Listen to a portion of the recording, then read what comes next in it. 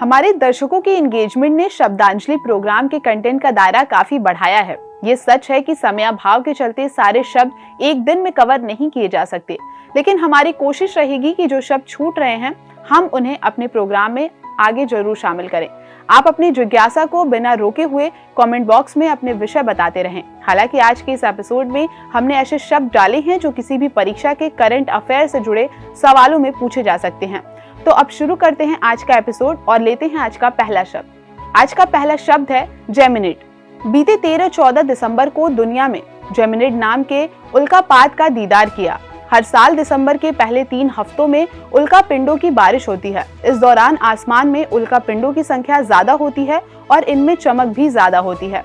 साल 2023 में सबसे ज्यादा उल्कापिंडों की बारिश 13 और 14 दिसंबर की रात के आसपास देखी गई। नासा के मुताबिक जेमिनिड उल्कापात का नाम जेमिनी तारामंडल से लिया गया है। उल्का असल में तारे न होकर छोटे आकाशीय पिंड होते हैं। जब कोई उल्का पृथ्वी के वायुमंडल में प्रवेश करते हैं तो अपनी तीव्र गति से उत्पन्न हुए घर्षण के कारण वो वायुमंडल में जल उठते हैं। इस प्रक्रिया से उत्पन्न हुए प्रकाश के कारण वो टूटते हुए तारे प्रतीत होते हैं। आज का दूसरा शब्द है हाइड्रोग्राफिक सर्वेक्षण। बीते दिनों मालदीव और भारत के द्विपक्षीय संबंध ने एक और नकारात्मक रुख ले लिया है। दरअसल मालदीव की नई सरकार ने भारत और मालदीव की पिछली सरकार के हाइड्रोग्राफिक सर्वेक्षण के समझौते को नवीनीकृत न किए जाने का निर्णय लिया है।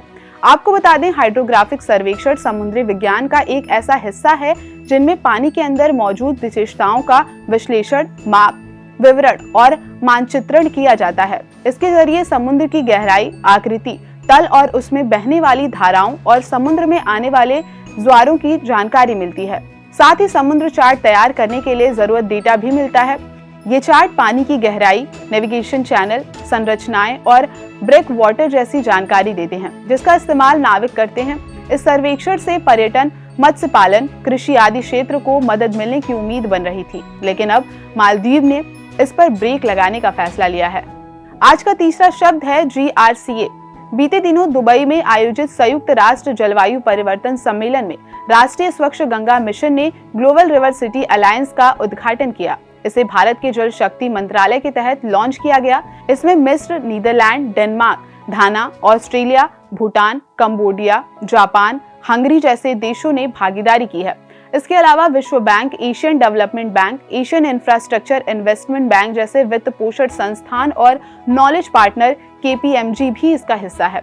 COP28 के दौरान शुरू किए गए इस अंतर्राष्ट्रीय गठबंधन का उद्देश्य विश्व स्तर पर नदी संरक्षण और सतत जल प्रबंधन को बढ़ावा देना है। ये 2021 में NMCG द्वारा गठित रिवर सिटीज अलायंस RCA का विस्तार है। अब ये 11 देशों के 275 से ज्यादा वैश्विक रिवर सिटीज को कवर करता है। आज का चौथा शब्द है GPAI। हाल ही में नई दिल्ली के भारत मंडपम में वार्षिक global partnership for artificial intelligence GPAI शिखर सम्मेलन का शुभारंभ हुआ, जिसमें सुरक्षा, global partnership for artificial intelligence और विकास की चुनौतियों जैसे AI मुद्दों पर चर्चा की गई। आपको बता दें, GPAI एक अंतर्राष्ट्रीय पहल है जो AI के विकास और उसके यूज के लिए मार्गदर्शन करती है। इसकी स्थापना जून 2020 में 15 सदस्यों के द्वारा की गई थी।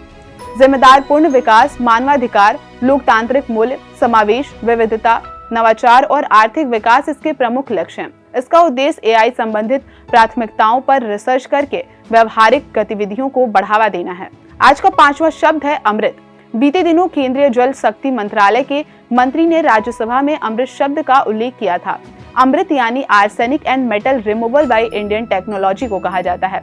IIT मद्रास द्वारा विकसित अमृत पानी की गुणवत्ता के मुद्दे, विशेष रूप से आर्सेनिक और धातु आयन हटाने की प्रक्रिया को कहा जाता है।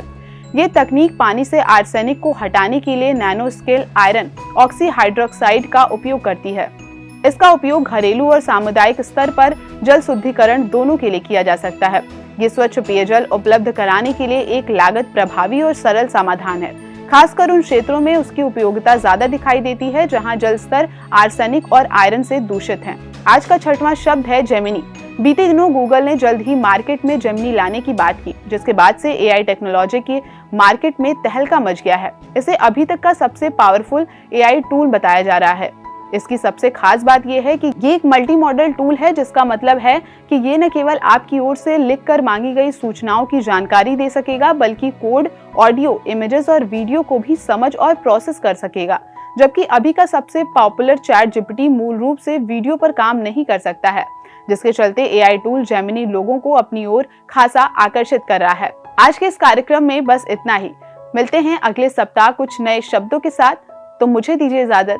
नमस्कार।